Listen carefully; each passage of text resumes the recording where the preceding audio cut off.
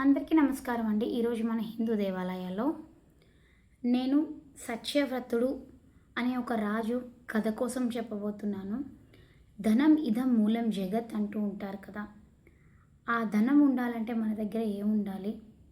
ఏం ఉంటే మన దగ్గర ధనం అనేది ఉంటుందో ఈరోజు మనం ఈ స్టోరీలో తెలుసుకుందాం. కొన్ని వేల సంవత్సరాల క్రితం సత్యవ్రతుడు అనే మహారాజు ఉండేవాడు. ఆయన గుణగణాలు, పరిపాలన దక్షత తెలియని వారు ఎవ్వరూ లేరు. ఆయన ధర్మదీక్ష, కీర్తి ప్రతిష్టలు దేవలోకం వరకు కూడా వ్యాపించబడినవి. అటువంటి మహారాజు ఒకరోజు రాత్రి రెండవ జామున రాజ్యపు ప్రధాన ద్వారం వద్ద పచారీలు చేస్తూ ఉన్నాడు.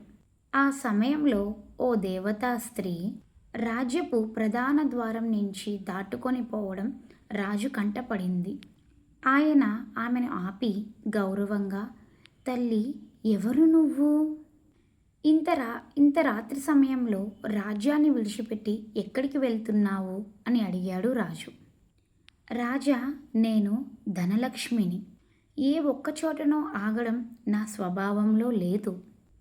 అయినా ఇన్నేళ్లుగా నీ రాజ్యంలోనే ఆగిపోయాను.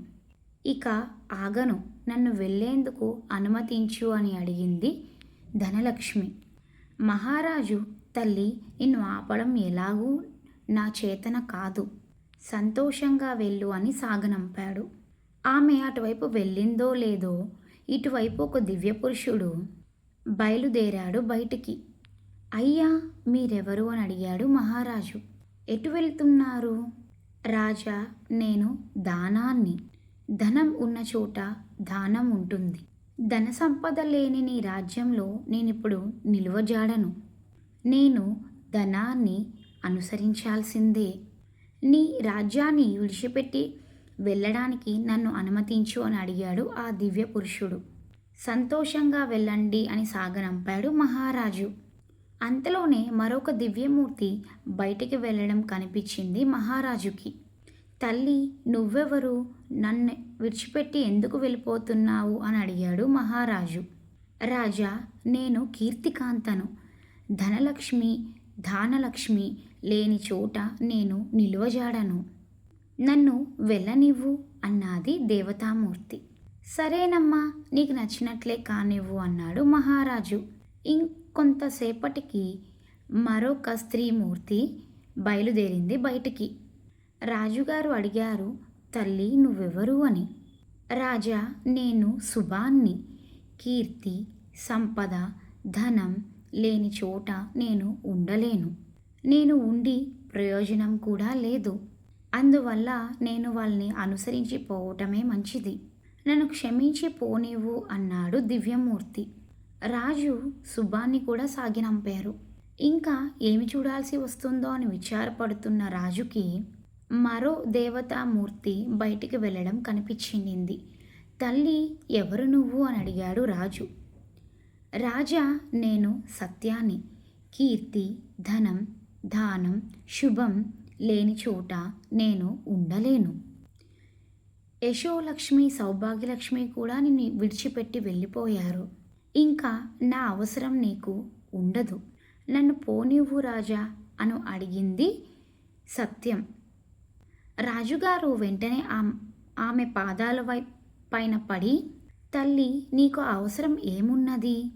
వేరే ఎవరిని నేను కోరలేదు. వాళ్ళంతట వాళ్ళు వచ్చారు, వాళ్ళంతట వాళ్ళు వెళ్ళిపోయారు. కానీ సత్యాన్నే నమ్ముకున్న నువ్వు నన్ను విడిచిపెట్టి వెళ్ళడం నీకు న్యాయమేనా?" అని అడిగాడు మహారాజు. సత్యం సంతోషపడి తిరిగి రాజ్యంలోకి వెళ్ళిపోయింది. రాజుగారు నిట్టూర్చారు. సూర్యోదయం కాబోతుంది. రాజు కూడా వెనుదిరిగి రాజ్యంలోకి వెళ్తుండగా అంతలోనే ఒక దివ్యమూర్తి ఈ మారు రాజ్యపు ప్రధాన ద్వారం నిండుగా ప్రవేశించింది రాజ్యంలోకి. రాజు ఎవరు అని చూడగా ఆమె ధనలక్ష్మి. "ఏం తల్లి, మళ్ళీ వచ్చావు?" అని అడిగాడు మహారాజు. "అవును సత్యవ్రత, సత్యం లేని చోట నేను ఉండలేను. అందుకే తిరిగి వస్తున్నాను" అన్నది ధనలక్ష్మి. అంతలోనే దానలక్ష్మి, యశోలక్ష్మి, కీర్తిలక్ష్మి, సౌభాగ్యలక్ష్మి కూడా ఒకరి వెనకాతల ఒకరు వచ్చారు రాజ్యంలోకి. మళ్ళీ రాజ్యం కలకల్లాడింది. ఉపనిషత్తుల్లో సత్యం ఎంత గొప్పదో తెలియజేస్తుంది. ధనలక్ష్మి కన్నా సత్య సంపద చాలా గొప్పది. అన్ని విషయాల్లో నిజం చెప్పగలగడమే నిజమైన గొప్ప సంపద. ప్రపంచంలో మనకు అబద్ధమే రాజ్యమేలుతున్నట్టుగా కనిపిస్తుంది. కానీ అంతిమంగా నిలిచేది సత్యం మాత్రమే. సందేహమే లేదు. సత్యంని జీవితంలోకి ఆహ్వానించి అడుగడుగున నిజాన్ని ఆయుధంగా మార్చుకున్న గాంధీజీ గారిని ఒక్కసారి స్మరించుకుందాం. ఆయన స్ఫూర్తితో మన జీవితంలో నిజం చెప్పాలనే ఆలోచనని పెంచుకుందాం. నిజం చెప్దాం, వాస్తవంలో బ్రతుకుదాం. ఏమంటారు? ఈ రచయిత వచ్చి మనకి సుధాకర్ గారండి. సర్వే జన సుఖినో భవంతు, సర్వే జన సుజనో భవంతు. థ్యాంక్ యూ ఫర్ వాచింగ్ అండి.